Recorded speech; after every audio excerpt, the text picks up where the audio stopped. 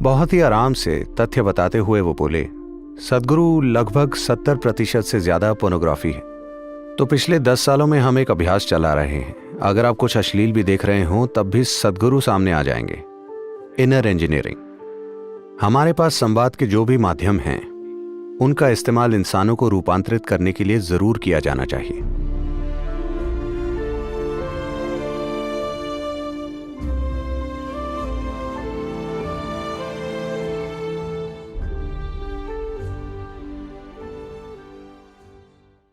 देखिए, सिनेमा का मतलब है आप बड़े पर्दे के बारे में सोच रहे हैं। ऐसा नहीं है कि वो एक संभावना नहीं है, पर प्रश्न ये है कि उसे जाकर देखेगा कौन। उसे व्यावसायिक रूप से सफल भी होना चाहिए। व्यावसायिक सफलता मतलब लोगों ने उसे देखा, ठीक है। एक बार ऐसा हुआ, ये 9-10 साल पुरानी बात है। मैं अमेरिका में था और एक व्यक्ति से बात कर रहा था जो एक विशेषज्ञ हैं इंटरनेट वगैरह के। मैं खुद कभी इंटरनेट पर जाकर कुछ सर्च नहीं करता, मेरे पास उन चीज़ों के लिए समय नहीं होता। तो मैंने उनसे पूछा, लोग क्या देखते हैं? हर कोई अपनी स्क्रीन की ओर देख रहा है, वो क्या देखते हैं? बहुत आराम से, बहुत ही आराम से तथ्य बताते हुए वो बोले, सदगुरु लगभग 70% से ज्यादा अश्लील चीजें। मैंने कहा क्या? वो बोले हाँ। मैंने कहा मैं इस बकवास में विश्वास नहीं करना चाहता। 70% अश्लील है, यह असंभव है। फिर मैंने कुछ और लोगों से पूछा, वो सभी बोले हाँ लगभग उतना ही है, शायद 65 या 70 होगा। और वो इसका इस्तेमाल और किन चीज़ों के लिए कर रहे हैं? कई अन्य चीज़ें हैं, ड्रग्स बेचने के लिए, हथियार बेचने के लिए।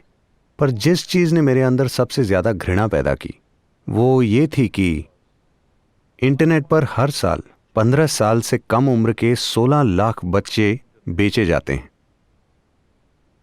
जब हम अपने बच्चों को बेचने लगे तो मनुष्यों के रूप में हम सबसे निचले स्तर पर गिर चुके हैं। इससे ज़्यादा नीचे नहीं गिरा जा सकता। जब हम अपने बच्चों को हर तरह की गुलामी में इस्तेमाल के लिए बेचने लगे तो इसका मतलब है हम नीचता की हद तक पहुंच गए हैं, इससे नीचे नहीं गिर सकते, है ना? तब मैंने तय किया कि मैं इंटरनेट पर जाऊंगा। तो पिछले 10 सालों में हमने यह अभियान चलाया है। आप में से कई लोग जो ऊंचाई पर बैठे हैं,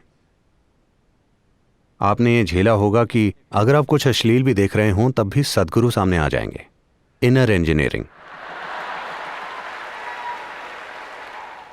मैं ये थोड़े आनंद से कह रहा हूं क्योंकि जब इतनी जबरदस्त तकनीक हमारे लिए उपलब्ध है तो क्या हमें ये करना चाहिए? देखिए, इस धरती पर कई महान प्राणी आए हैं, लेकिन जब वो आए और उन्होंने कुछ कहा तो मुश्किल से 10 लोगों ने सुना। उन 10 लोगों ने उसे हर तरह के रूप दे दिए। आज पहली बार आप यहां बैठ सकते हैं और पूरी दुनिया से बात कर सकते हैं। जब हमारे हाथ में ऐसा साधन है, अगर हम मानवता को अभी रूपांतरित नहीं करते तो इसका मतलब है हमारा ऐसा कोई इरादा ही नहीं है ना? तो आपका सवाल बिल्कुल जायज है, लेकिन क्या हमारे नेचुरल स्टार अध्यात्म पर एक फिल्म बनाएंगे? बायोपिक सदगुरु।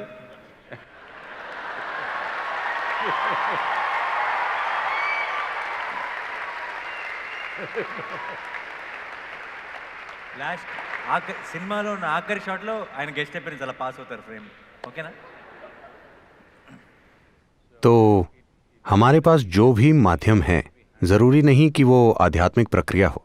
हमारे पास संवाद के जो भी माध्यम हैं उनका इस्तेमाल इंसानों को रूपांतरित करने के लिए जरूर किया जाना चाहिए, क्योंकि इस धरती पर बस यही एक समस्या है, इंसान, और कोई समस्या नहीं है। हेलो, हाँ या ना? यही एकमात्र समस्या है। तो जब आज संवाद का इतना शक्तिशाली माध्यम मौजूद है, ऐसी तकनीक उपलब्ध है जिससे हर इंसान तक पहुंचा जा सकता है, चाहे वो दुनिया के किसी भी हिस्से में हो, जब ये संभावना मौजूद है तो मानवता को रूपांतरित करने का यही समय है।